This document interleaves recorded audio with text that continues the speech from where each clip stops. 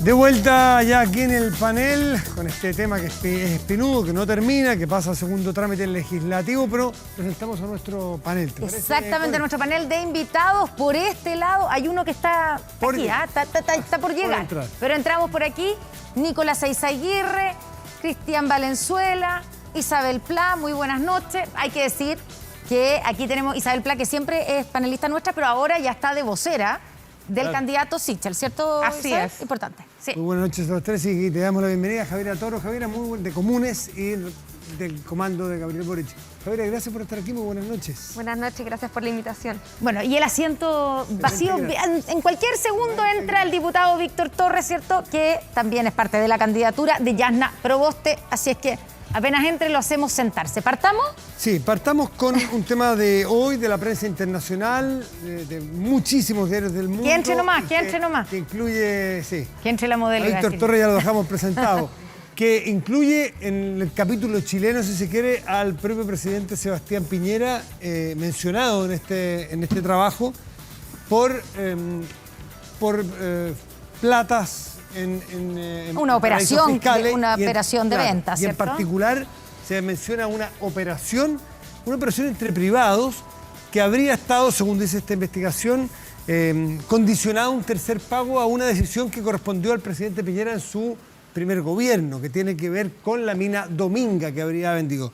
Nicolás Eizaguirre vuelve en estos temas, como fue en su momento los Panama Papers, ahora los Pandora Papers, a entrar en la política chilena. Y tú como ministro de Hacienda, me imagino que te tocó ver todo este tema de las inversiones offshore, de los paraísos fiscales, en fin. ¿Cómo lo ves? Bueno, aquí hay dos dimensiones. Una, la más política, que si corresponde o no corresponde a una persona de esa investidura estar haciendo estas transacciones. Pero la segunda es el tema de la falta de transparencia en materia fiscal usando paraísos tributarios. Los paraísos tributarios son un flagelo para la humanidad. Y es básicamente una industria que ha desarrollado la gente más poderosa para poder evadir impuestos. Y al evadir impuestos y no pagar lo que le corresponde, están haciéndole un daño a la sociedad, a quienes necesitan recursos para la educación, para la salud, para las pensiones, para la vejez, para la infraestructura. Y eso se ha combatido internacionalmente, pero es extremadamente difícil. Ustedes vieron que Biden, por ejemplo, ahora logró con la OCDE una iniciativa muy importante para que haya una mínima tasa de impuesto a las utilidades. Porque otra de las cosas que ocurren, además los paraísos tributarios son países que se quieren hacer los listos y bajan mucho los impuestos para que las utilidades les lleguen allá. ¿A ti te parece que esa es la parte más grave de esta denuncia con respecto al capítulo chileno, digamos? Dije, hay dos dimensiones. La primera, la dimensión política personal, que la puede tomar quizás otra persona, pero la dimensión económica es que los paraísos tributarios son un flagelo. Porque además la gente suele no tener claro que quienes más tienen son posiblemente los que usan más recursos fiscales. Porque se cree que los recursos fiscales son solamente para educación o salud. No. La mitad, al menos, de los recursos fiscales, y Chile tiene un porcentaje más alto, son usados para defender los derechos de propiedad, para que funcione la policía, para que funcione la Fuerza Armada, para que funcionen los tribunales de justicia. Y por tanto, lo que corresponde, no solo por equidad, sino por justicia, es que quienes más tienen financien realmente al Estado. Entonces, cuando tú evades, estás haciendo un doble problema. No estás ayudando a los demás y estás pretendiendo que el resto de la gente pague por lo que son tus gastos. Vamos con la dimensión política. Una cosita, Connie, para aclarar, porque el gobierno esta tarde, en un comunicado, desmintió que el presidente Piñera haya participado de esa operación. Y hay un punto que dice que, respecto a lo que decía Nicolás, ni el presidente Piñera ni su familia poseen sociedades de inversiones constituidas en el exterior. Eso para que quede en el registro de lo que señaló La Moneda hoy.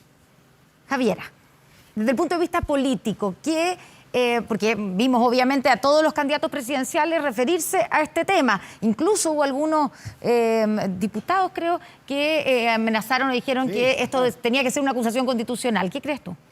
Yo creo que, por supuesto, que hay distintas aristas, pero quizás lo que engloba de manera más general esto y lo más que es quizás esto uno de los casos que expresa de manera más grave la relación entre política y dinero, que impide que se puedan hacer transformaciones, aquellas transformaciones que venimos solicitando desde las luchas sociales hace tantos años, que estallan de manera tan clara el 18 de octubre, mientras tenemos una política que se cierra eso. Y aquí creo que este es un caso, no es el único, pero es un caso muy claro de eso, donde por un ¿De lado... qué, perdón? De cómo está tan relacionada la política y el dinero, y acá cómo de manera tan estrecha está relacionada el interés del presidente de la República con, por ejemplo, lo que iba a pasar con un proyecto de inversión que tiene altos impactos ambientales, que ha sido resistido por las comunidades, y hoy día sabemos que los mismos que tenían que tomar decisiones, de hecho el presidente Piñera nombró a las personas, a las 11 personas que tomaron hace un par de semanas la decisión en la Comisión de Evaluación de Coquimbo respecto al mismo proyecto. Entonces, cómo esa relación tan estrecha entre los intereses económicos y la política impiden realizar las transformaciones, sumado además al tema, por supuesto, tributario y fiscal del que hablaba Nicolás. Bueno, vamos a preguntarle a Isabel Pla. Quiero agregar lo que dijeron también, lo que dicen desde el gobierno y lo que ha dicho también el vocero de gobierno. En el comunicado dicen, el presidente nunca ha participado ni ha tenido información alguna respecto al proceso de venta de Minera Dominga, operación que se produjo en el año 2010, cuando el mandatario no tenía ninguna participación en la administración de esas empresas. A ver, yo voy Isabel. a partir por lo que dijo esta noche mi candidato, el candidato Sebastián Sichel, que es que todos los antecedentes que está entregando el gobierno hoy día y todos los que sean requeridos en el futuro, bienvenidos sean, entendiendo que vivimos en un país que es muy, muy sensible a la transparencia. Todos los antecedentes, incluso más allá de lo legal, ¿verdad?, si fuera pertinente. Dicho eso, es bien importante tener presente que los antecedentes que se publicaron hoy día fueron conocidos ya en Chile, sumamente publicados, y no Una solo investigación. y no solo eso, sino que fueron investigados por la Fiscalía en el 2017 a propósito de una denuncia muy parecida a la que se está planteando hoy día por la prensa, ¿verdad?, por el diputado Hugo Gutiérrez, que incluso tuvo que pagar costas, ¿verdad?, cuando la Fiscalía solicitó cerrar la investigación, y eso fue ratificado por la justicia, llegó hasta la Corte Suprema. Entonces, este es un caso conocido, investigado por la Fiscalía, cerrado por no haber estado involucrado en un delito, y justamente porque la Fiscalía dice, el presidente Piñera, cuando pasa esta operación, ¿verdad?, él había entregado toda su administración a un fideicomiso ciego. Y la familia Piñera no tiene nada que ver con ese proyecto desde el año 2011. Y cierro insistiendo en lo que dice Sichel, y que yo comparto plenamente, y también lo comparte la UDI, porque sigo siendo vicepresidenta de la UDI, y es que todos los antecedentes que está entregando hoy día mismo el gobierno y los que sean requeridos en el futuro, creo que son muy bienvenidos. Víctor Torres, ¿cuál es tu? Bienvenido, muy buenas noches. Muy buenas noches. Perdón el retraso, pero de Valparaíso hasta Buenas ahora noches, domingo, buenas noches. 2 horas y media de viaje no fueron fáciles. No, mire, yo la verdad es que creo que estamos ante una situación gravísima, ¿ya? Y una situación gravísima porque evidentemente aquí queda claro un eventual conflicto de interés, al menos con la información que manejamos a través de los medios que han hecho esta denuncia. Y un eventual conflicto de interés cuando se establece precisamente una cláusula que lo que dice es que se pagará una cuota determinada vinculada a una decisión que se toma durante un gobierno que involucra al presidente Piñera. Entonces, más allá de que haya sido resuelto por los tribunales de justicia respecto al año 2010, primero, aquí hay una acción que se toma como definición durante el segundo mandato, que involucra a la minera Dominga.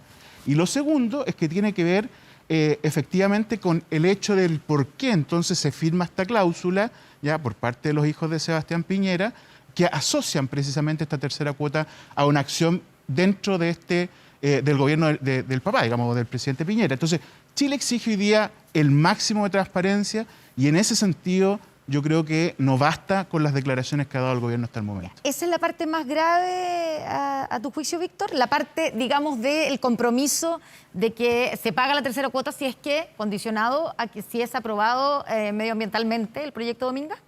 Ahora, o sea, eso no significa que haya sido el presidente Piñera, porque son sus hijos, y esta empresa, digamos, esta transacción fue realizada, según lo que entendemos, no por el presidente Piñera, que no estaba a cargo de la empresa. Mire, tiene que ver esto con el conflicto. ¿O eso no es creíble? No, incluso ya, concedamos aquello si quiere usted. Pero esto obviamente sí refleja un conflicto de interés porque existen vínculos que están establecidos. ¿Ustedes se acuerdan cuando acusaron a la presidenta Bachelet por el caso Cabal, donde tampoco estuvo involucrada? Y esta es una situación muchísimo más grave, ¿no? Entonces yo creo que efectivamente lo que se requiere, obviamente, es el máximo de transparencia. Hay muchos elementos que todavía estamos por conocer y vamos a tener que investigar hasta dónde ha llegado esta situación. ¿La acusación constitucional amerita su juicio? Mire, yo creo que esta es una situación que hay que estudiar, obviamente. Uno no se puede apresurar ni ser irresponsable en ese sentido. Mañana vuelve la Cámara de Diputados a sesionar y ahí tendremos que evaluarlo. Cristian Valenzuela. No, mi mirada, en parte lo que dice el diputado Torres, efectivamente este puede ser un caso que es potencialmente grave. Y creo que lo que corresponde, el gobierno tiene una posición, ha establecido que esto fue investigado, hay que ver si eso es así. La investigación periodística, de lo que pude leer en la tarde, también es muy seria, entonces tiene antecedentes importantes. Y yo creo que lo que uno pide aquí es transparencia, es que haya una investigación, no nos podemos quedar solo en un comunicado. Y es importante investigar y determinar la situación. Lo que el diputado Sosí señala respecto de la famosa cláusula, yo al menos la vi, y para mí, me tocó trabajar como abogado un tiempo en sociedades comerciales y en encuentros así, para mí es una cláusula común y corriente, porque establece que una condición respecto de la compra de un proyecto determinado, sea Dominga, sea cualquier proyecto. El tema es que obviamente es distinto cuando la condición depende de una persona. Sí. Entonces, lo que es el papá de los accionistas en este caso. Exactamente, y por lo tanto, pero ahí el gobierno también dice, ojo, había fideicomiso ciego del presidente, de la familia, entonces eso es lo que hay que determinar, pero eso no se determina solo con la investigación periodística o solo a partir del gobierno. Eso se determina con la investigación y creo que el presidente no creo que tenga problema en que esto se investigue adecuadamente, no en la Cámara de Diputados, con mucho respeto a la Cámara de Diputados, sino en los tribunales, en impuestos internos. Y respecto a lo que decía Nicolás, solo un punto. Yo no sé si tú eras director de Codelco, ministro de Hacienda, cuando Codelco también crea sociedades offshore para realizar ciertas inversiones.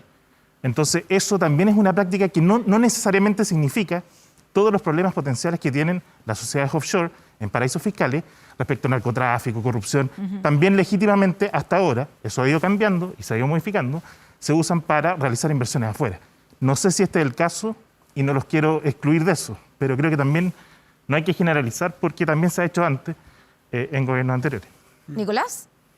Bueno, esto ya frente a esa interpelación que te hicieron. No es una acusación, es una... Yo tengo entendido eso. Yo no sé si vale la pena el tiempo de los telespectadores por una cosa que ya pasó. Yo aclaré completamente esta situación en ese momento y lo puede mirar cualquier persona en la ley, entre ellos usted que es un abogado concienzudo. El ministro de Hacienda no tenía poder de decisión alguno sobre las operaciones ejecutivas de Codelco. Pero la empresa creó una sociedad La empresa se unió con los chinos de Min Metals en... ¿Y Codelco evadió impuestos entonces? No, porque Codelco tiene otra forma de tributar, es que como tú lo debías saber. Toda tu expresión inicial fue que había evasión de impuestos cada vez que alguien hacía algo fuera. Entonces me pareció que era una acusación un poco general. Déjame... Lo que pasa es que si tú conocieras cómo se tributa en el caso de Codelco, Codelco no puede hacer evasión fiscal porque no entrega solo el impuesto a la renta, sino que todas las utilidades. Por tanto, lo que no entrega por un lado lo entrega por el otro. Pero mira, vamos a confundir a la gente. O sea, lo tuyo es conocer cómo la contabilidad de Codelco para darte cuenta que no tienes idea de lo que estás diciendo. Pero en lo que a mí respecta, yo no tuve participación alguna. Ahora, si tú me dices, ¿es correcto que Codelco haga negocios en paraíso? No es correcto. Entremos en el... Ahora, déjame decir una cosa más, porque yo me referí a la parte económica, no a la parte política. Los paraísos fiscales son paraísos fiscales por eso, porque son paraísos fiscales. Y ahora que espero que hagamos, que gane la izquierda o la centroizquierda y hagamos una reforma tributaria en serio, el problema con los paraísos fiscales es que tú no sabes a ciencia cierta quiénes son los titulares de las cuentas, no sabes a ciencia cierta en qué está invertido, no sabes a ciencia cierta cuáles son las rentabilidades, por tanto...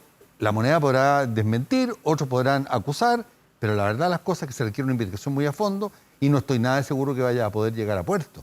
Porque justamente el drama de este flagelo de los paraísos tributarios es que permiten un manto de opacidad sobre las personas de gran fortuna. Pero podemos dejar establecido que hay un eventual conflicto de interés, Isabel, para terminar con el tema. Me refiero a... Todos tenemos... el exintendente Guevara acaba de salir y acaba de renunciar por un proyecto, ¿cierto? Y un contrato que beneficiaba a su hermano. Aquí estamos hablando de cualquier decisión que iba a tomar... Todos fuimos testigos del escándalo que sucedió entre Trump y Biden con motivo de la involucración en el negocio del hijo de Biden en Ucrania. Yo la relación que quería hacer aquí es mucho más directa. O sea, cualquier decisión que tomara Sebastián Piñera con respecto a Dominga afectaba a sus hijos. El tema de los negocios de la familia de un presidente es un tema político. Estoy esperando que termine de contestar el exministro Izaguirre. para que no se enoje conmigo. Todos tenemos conflictos de interés en mayor o menor medida. Por eso que las leyes en Chile respecto a la participación en política son muy estrictas, y en eso te felicité el otro día y te he vuelto a felicitar públicamente, Nicolás.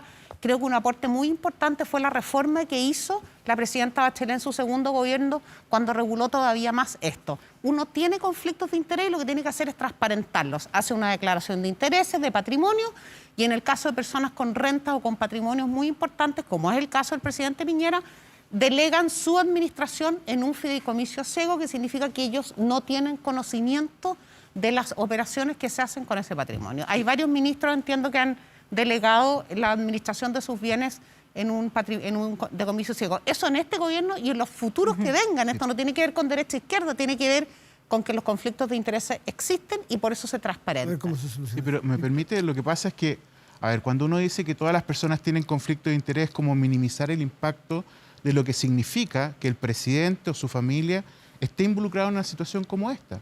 Claramente es muy distinto el conflicto de interés que pueda tener cualquier otra persona, digamos, que quien preside un país, sobre todo en un régimen como el nuestro, donde las decisiones vienen y emanan del Ejecutivo, ¿no? Entonces no es lo mismo. Y en segundo lugar... Perdón, los conflictos de interés para las personas que participan en política. Estoy hablando de las personas que participan en política, en fin, pero que tienen niveles de incidencia en las decisiones diferentes. En Chile, en un régimen presidencial, todo está en torno al presidente de la República y sus ministros son representantes de él. Entonces, es mucho mayor. Y además, el impacto que esto ha tenido, obviamente, afecta a la imagen país. El día de mañana, si no hoy día, estamos viendo portadas de periódicos, digamos, de otros países que hoy día están resaltando precisamente esta situación. Entonces, yo creo que sí es grave y hay que tomarlo muy en serio. 10% como protagonista de la política la semana, bueno, hace muchas semanas, pero la semana pasada en particular, porque además entra de lleno en las campañas presidenciales, y la semana que viene porque entra al Senado, a la Comisión de Constitución.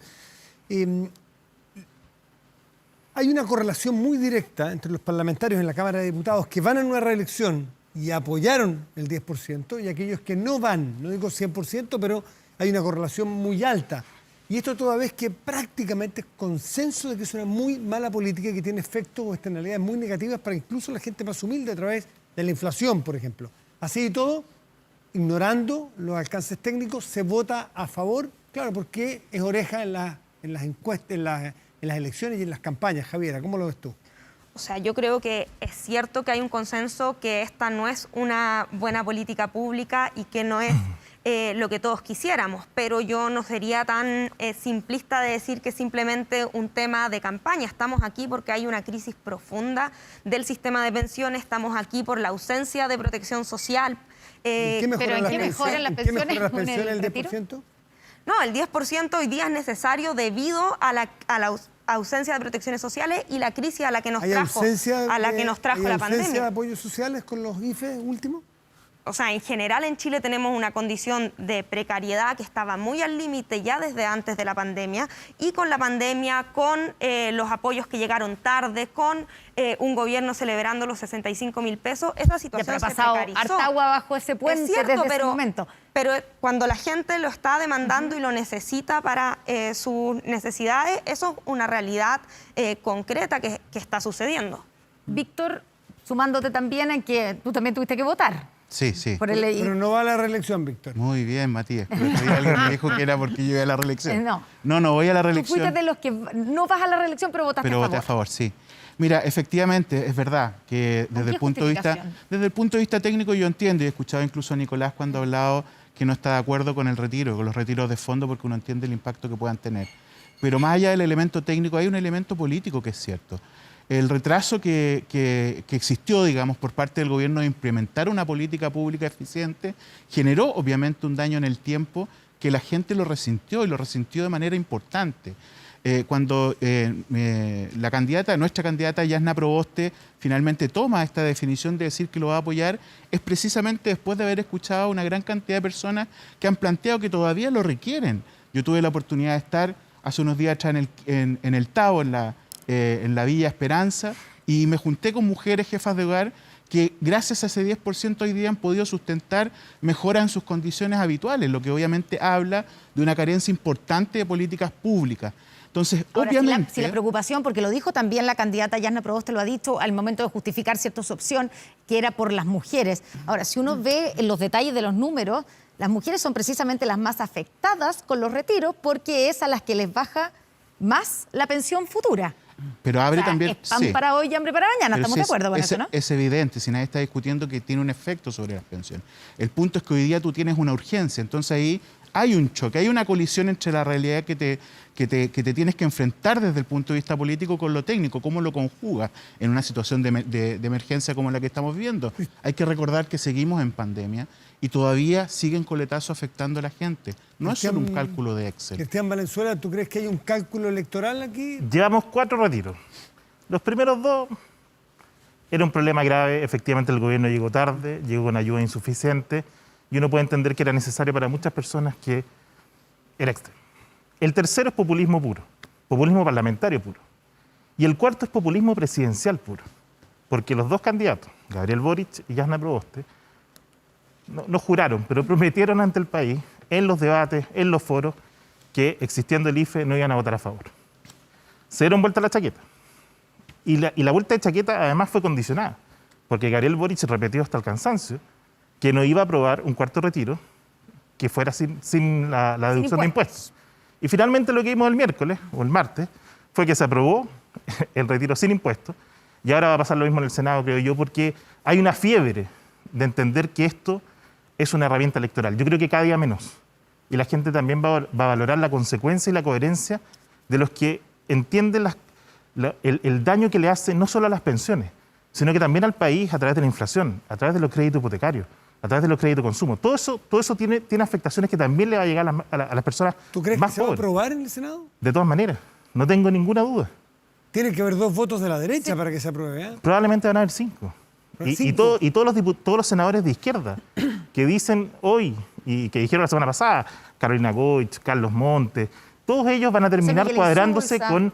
Exactamente, van a terminar cuadrándose con la candidata Yasna Proboste, que ahora está firme a favor de los retiros. ¿Cuáles son los votos de derecha del Senado que tú calculas que van a estar con el...? No son de mi coalición porque no tenemos senadores, derecha, pero ya el senador Sandón está dudando o está abriéndose a la posibilidad. No sé si el senador Moreira, que ahora se abrió la posibilidad del 100. Y el problema más grave de esto, y lamento porque Sebastián Sichel sigue en esta posición ha sido coherente, creo que la apertura al 100% le hace más daño todavía. Porque no tiene sentido oponerse a los 4 retiros y luego decir vengan y retiren el 100%, porque la catástrofe que hace eso. ¿Cómo explica esta salida por el problema que tuvo con el 10%? El domingo pasado aquí su vocera dijo que no se iba a referir al tema, Sebastián Sichel siguió en la semana que no se... Y al final tuvo que terminar diciendo y reconociendo que él sí había sacado el 10%. Pero agrega este 100%. A ver, yo primero quiero decir que... ¿Por qué? ¿Cómo se lo explica? Yo creo primero que quedó demostrado que este cuarto retiro no tiene ningún otro fundamento más que el fundamento electoral. Y se convirtió además, siento decirlo yo, tanto para la candidata, para la senadora Yasna Proboste, como para el diputado Gabriel Boric, en un arma para pegarle, ¿verdad?, en un arma electoral. O sea, si ustedes no se cuadran conmigo, ha trascendido muchas notas de prensa en donde la senadora Yasna Proboste está buscando la aprobación, ¿verdad?, para respaldarla a ella. O sea, aprobar el cuarto retiro es la demostración que la están apoyando a ella, lo mismo en la Cámara de Diputados. Eso primero, es un retiro totalmente electoral. En segundo lugar, efectivamente Sebastián Sichel consideró, ¿verdad?, que no quería, consideró que si respondía, si había sacado o no había sacado el 10%, era, ¿verdad?, ceder a esta presión de ponerlo en una cancha, chica, en una cancha chiquitita, que es la cancha de tu retiro y no la cancha que importa, que es cuánto debilitan las pensiones el primero, el segundo, el tercero, el cuarto. Y escuché a un candidato el otro día, a un diputado, decir que estaban pensando en el quinto y en el sexto. Sí. Esa era la cancha grande, esa es la que importa. ¿Fue un error? No sé si fue un error estratégico. La verdad es que no sé si fue un error o no fue un error. Fue una decisión de él que yo se la respeto y tiene un fundamento que es, ¿verdad?, no ceder a la presión de meterte a una cancha. ¿Cómo entra el 100%? Sí. Que ahora, no ha tenido, sí, es que es un punto, yo creo que no ha tenido mucho respaldo en su propio sector. Es muy importante. Es un proyecto de 2 diputados de la UDI, del diputado Renzo Trisotti y del diputado Jorge Alessandri. No es un retiro para gastar, es un retiro para trasladarlo a otro instrumento de ahorro, porque aquí hay que hacerse cargo también, y esto es algo de lo que se habla poco, que hay un temor en un sector de la clase media de perder sus ahorros individuales. Y yo creo que tienen fundamento en ese temor. No son noticias falsas. Ya, pero eso es asumir que van a ganar o Gabriel Boric o Yana Proboste, ¿o no? No sabemos, porque además hemos tenido, ¿verdad? Hemos sido gobierno durante estos años. Hay un proyecto de ley desde hace 2 años en el Congreso Nacional que está detenido hace 1 año y medio porque no hay voluntad para impulsar una reforma de pensiones basada en la evidencia, no en la ideología. No en la ideología. Nicolás. Y si se aprueba un 4.º retiro, ¿verdad? Y no hay esta voluntad de hacer una reforma de las pensiones en serio, ¿verdad? De acuerdo a lo que ha resultado en el mundo positivo, que mejora las pensiones, creo que hay un sector del país que quiere tener la seguridad de que los fondos van a ser de ellos. Nicolás, además de lo político respecto del 4.º retiro, aprovechar también tu expertise técnica, porque hemos visto algunas columnas, por ejemplo, el economista Guillermo Larraín, que habla, y otros, que habla de un daño muy profundo en la otra parte de este proyecto, que se habla menos, que es el adelanto de las rentas vitalicias, que podría tener un efecto muy grave en las compañías de seguro, que podría desencadenar una crisis financiera más profunda. ¿Tú ves respaldo en esa tesis? A ver, este es un tema bastante complicado. Voy a tratar de ser súper sucinto. Uno, esto para mi gusto es una tragedia, porque desde el punto de vista de los efectos económicos, porque estoy con Víctor en que hay también que mirar la parte política. No hay duda alguna, es álgebra. O sea, esto va a producir inflación, va a producir problemas fiscales para adelante y va a producir peores pensiones. Eso es 2 más 2 son 4. Así es simple. ¿Por qué entonces? Entonces dicen porque hay elecciones luego. Tú y yo hemos conversado, Matías, sobre mi visión de lo malo que es el régimen político, pero hay decenas de países que tienen sistema de capitalización individual y todos tuvieron COVID y todos han tenido problemas económicos. Y salvo en Perú, en ninguna parte ha habido retiro. Entonces, y todos han tenido elecciones. Entonces la pregunta es, ¿por qué? Y yo creo que Javiera apunta a un punto. Nosotros tenemos una crisis de legitimidad tan grande, donde creo que las AFP lo concentran, pero ya que se une el hambre con la gana de comer. Entonces, realmente el sistema se nos desbordó. Y yo lo que creo, voy al tiro de la renta vitalicia y hago votos, porque en el Senado se pongan de acuerdo, y creo que algo trató de hacer Gabriel Boric al principio, respecto de ponerle un coto a esto. O sea, pongámonos de acuerdo en un sistema de pensiones. Estábamos muy cerca del acuerdo con el senador Letelier. Que el gobierno se mueva un poquitito más, tengamos realmente un pilar solidario para que al readquirir legitimidad pare esta estampida de retiro. Ahora, lo de Sichel, de retirar el 100%, pero lo quiere poner en unas cuentas a buen recaudo. Pero ¿a qué mejor recaudo puede ser que la AFP, que tiene hasta quórum constitucional, que no lo puede sacar? En el lugar que lo ponga se lo van a sacar igual. Es un absurdo total lo que dijo, total. Ahora, renta vitalicia efectivamente es muy grave porque la ley está mal hecha y le están pidiendo a las compañías que se pongan con una parte importante del retiro de las personas, y eso no está en los contratos. Entonces aquí eso hay que arreglarlo realmente. Pero ahí da la impresión de que los diputados que votaron eso no entienden, no saben cómo funciona el sistema. Para la gente, si tú retiras el 10% en la renta vitalicia, lo que desde el punto de vista actuarial, para que no salga perdiendo ninguno, tiene que disminuir en 10% la... No hay otro. Y lo que se legisló es que solo disminuye un 5% durante algún tiempo. ¿Quién paga ese otro 5%? Entonces, claro, lógico. Preguntémosle al diputado. Diputado Torres. Entonces, eso hay que arreglarlo. ¿Tú estás en Hacienda, Víctor? Pero No, estoy en salud, estoy en ética, estoy en... Pero insisto que el tema de fondo, y aquí cierro, es por qué, si en otros países también hay elecciones, en otros países también hay sistema de capitalización, ¿por qué aquí sí y en otras partes no? Porque aquí, y en eso encuentro toda la razón a Javiera, tenemos una crisis de legitimidad. Y si no hacemos una reforma solidaria de pensiones profundas, esto va a seguir pasando. Les voy a dejar la pregunta planteada porque nos vamos a una pausa. ¿Qué pasa con las encuestas? 2 encuestas hoy día, de día domingo, muestran que José Antonio Kast saldría segundo y superando a Sebastián Sichel. Yana Proboste está en 4º lugar, Gabriel Boric sigue punteando. Excelente. Vamos a la pausa y ya lo comentamos aquí en Estado Nacional.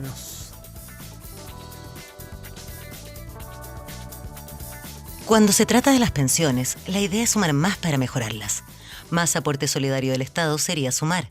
Que pierdas la propiedad de tus ahorros o la libertad de elegir lo mejor para ti sería restar.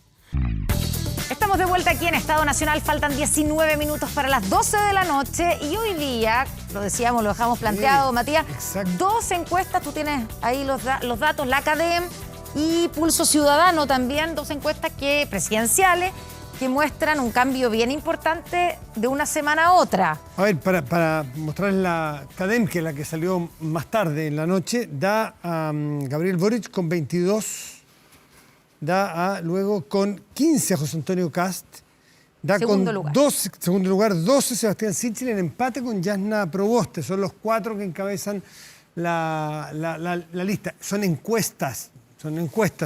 Cristian Valenzuela representa aquí... Que se han equivocado muchas veces, es verdad, Claro. pero es lo que hay. No, y alguien dice, "Ah, es que las encuestas aquí, sí, son encuestas, pero ya son 2.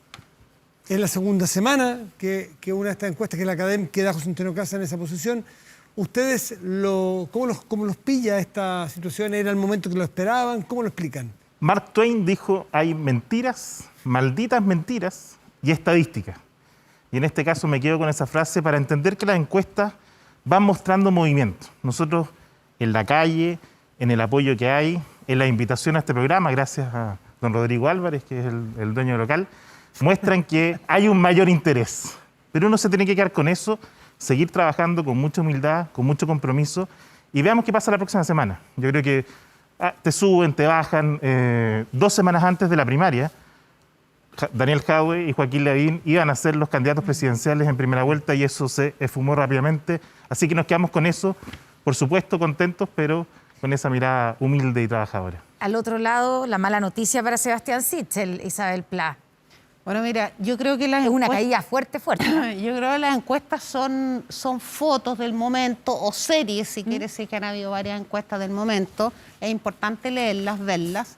Y es importante sobre todo que sean una oportunidad para hacer las cosas de una manera mejor, de mejor manera. ¿Pero qué hay que cambiar entonces? En este caso... Porque aquí evidentemente tuvo el costo, probablemente el famoso 10%. Bueno, hay varias cosas que hacer y se están haciendo. Lo primero, creo yo, y esto es una opinión personal y la he transmitido, creo que uno tiene que volver siempre al centro. ¿Qué es lo más importante? Explicar, convencer por qué queremos ganar la presidencia. Explicar y convencer que no da lo mismo quién pasa a segunda vuelta. Y explicar y convencer que no da lo mismo quién gana la elección y quién gobierna. Y yo creo que en la cosa operativa y de todos los días también hay que hacerse cargo, y la campaña de Sebastián Sichel y el propio Sebastián Sichel se ha hecho cargo de reforzar los nexos con los partidos, con el mundo independiente, con la sociedad civil y con los territorios. Y tener siempre presente que el activo más importante de Sichel hoy día es que es un independiente capaz de convocar a una mayoría. O sea, por eso digo que no da lo mismo quien pase a segunda vuelta, porque depende de quién pase a segunda vuelta, si somos capaces o no de convocar a una mayoría que derrote, ¿verdad?, a quien nosotros vemos como adversario, ambos, Cristian y yo, ¿verdad?, que son los candidatos de la izquierda. Ahora, para Jasna Proboste voy a sumar a la Academ, que salen empatados, ¿cierto?, con Sebastián Sichel, pero en la Pulso Ciudadano, Jasna Proboste parece cuarta, defrentó cuarto lugar con 8,6%. Da la impresión que esto consolida la sensación de que no prende la candidatura de Jasna Proboste. Claro, si uno se queda con Pulso Ciudadano se puede quedar con esa impresión, si uno ve la Academ en esa sube. Entonces, obviamente que ¿Cuál es la las lectura que hacen encuestas... ustedes? No, mira, aquí hay una cuestión que es fundamental. De partida, el gran derrotado, digamos, en esta encuesta, si pudiéramos decirlo de esa manera, es Sebastián Sichel, el que tiene una mayor caída, digamos, dentro de todo, y obviamente ahí hay un alza tanto de Kast como también de Jasna Proboste. Y, bueno, pero eso es mirar el lado. no, pero es que usted me vaso para plantea el ustedes. medio vacío, yo le quiero plantear el medio lleno. Pero indistintamente de eso, obviamente estamos en un proceso electoral que está ahí desarrollándose, queda todavía bastante trecho por delante. 48 días. 48 días que en el contexto actual es harto, fíjese, porque en otras elecciones tal vez parecía poco, pero en este yo creo que todavía hay mucho. Hay una elección que creo que todavía está muy líquida y por lo tanto es muy interesante porque nos va a permitir poder ir avanzando. 48 días, Javiera, en una candidatura que va en delantera, y ser delantero en una maratón como esta es cansador porque hay que llevar el ritmo. Hoy día leíamos un reportaje de La Tercera, si no me equivoco, que es que una incertidumbre que queda hacia adelante la candidatura de Boric es cómo se va a integrar el Partido Comunista. que decía que salvo la reja del comando no hay nada rojo en el comando de Boric. Y de algún momento, eso decía la crónica de Juan Andrés Quesada. Y una de las cosas que tiene que hacer es integrar al Partido Comunista, y sabemos que hay puntos en común, pero hay mucha disonancia entre estas dos formas de mirar el Frente Amplio y el Partido Comunista. ¿Esa es la tarea más difícil que tienen ustedes por delante? Bueno, yo creo que hay mucha especulación de la prensa que le gusta buscar grietas y polémicas, pero la verdad es que en Apruebo Dignidad estamos trabajando en conjunto con Chile Digno, con el Partido Comunista, con los independientes que se han ido sumando, porque somos una candidatura que hoy día está representando la posibilidad de cambio. Y en ese sentido yo creo que, por supuesto, se están conformando los equipos, se están fusionando, estamos integrando las distintas experiencias, las distintas capacidades, pero lo más importante es que hay una direccionalidad común. Y yo creo que eso es lo central que está en juego en esta elección. Y Daniel Jadue, porque a Daniel Jadue sí que no se lo ha visto en la candidatura de Gabriel Boric.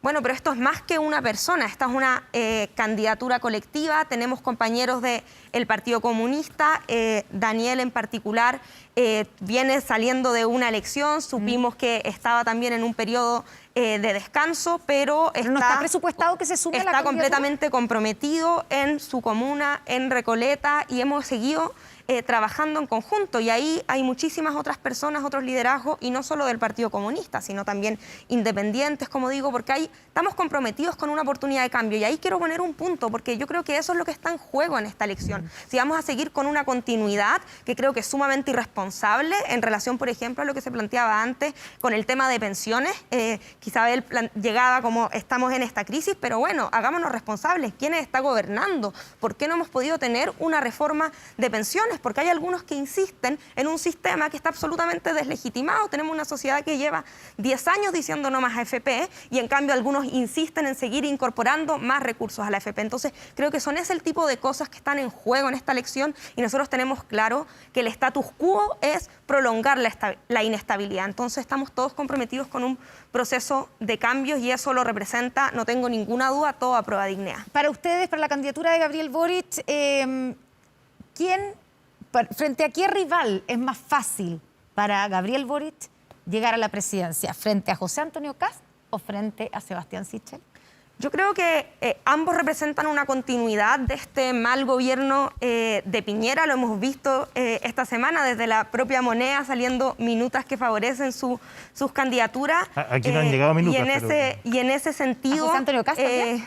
bueno, que están completamente alineadas con el discurso de sus candidaturas, que son funcionales a eso. Y en ese sentido, yo creo que en la segunda vuelta, si llegamos ahí, lo fundamental va a ser que esta es la posibilidad de cambio, y ahí vemos dos alternativas que son dos versiones distintas, pero de un mismo proyecto que es de continuidad y que es el que ha estado gobernando los últimos 4 años y nos ha traído la crisis en la que estamos hoy día. Nicolás Seguirre, lo que dice Javiera, ¿estos dos proyectos de derecha son iguales, dan lo mismo, son dos versiones de una continuidad, o tú ves matices, y más que matices, diferencias?